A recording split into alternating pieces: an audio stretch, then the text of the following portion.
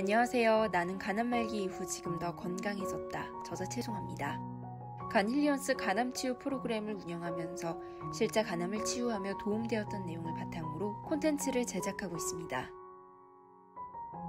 암세포가 너무 크거나 병기가 많이 진행된 환자들의 경우 방사선 항암을 병행하면서 크기를 줄이기 위한 시도를 하는데요. 줄기세포까지 없애지는 못하기 때문에 부작용을 견디다가 내성이 생기기 시작하면 또 다른 항암을 시도하거나 임상을 하는 경우가 생깁니다. 양성자 치료의 경우 방사선 치료와 같은 맥락이지만 조금 더 부작용을 최소화할 수 있고 정교한 치료 방식입니다. 양성자라는 것은 수소의 원자핵을 가속해 얻을 수 있는데요.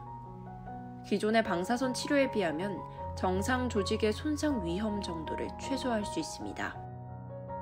방사선 치료의 경우 X선을 이용합니다. 방사선에 노출되는 세포들은 암세포와 정상세포 구분 없이 파괴됩니다.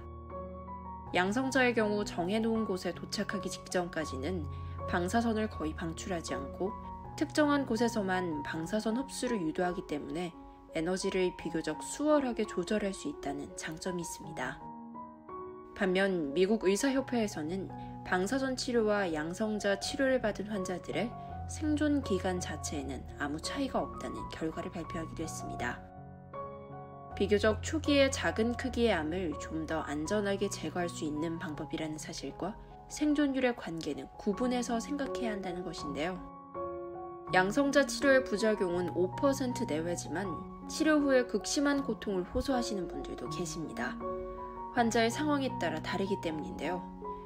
대부분 소화불량, 몸살, 위장장애를 호소하시기 때문에 치료를 병행하면서도 영양 섭취에 관한 부분, 면역력 관리를 위한 구체적인 계획들이 필요합니다.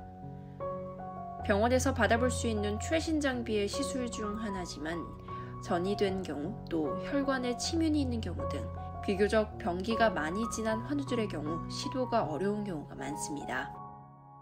혹시나 양성자 치료를 시도할 수 없다고 해서 낙담하지는 않으셨으면 좋겠습니다.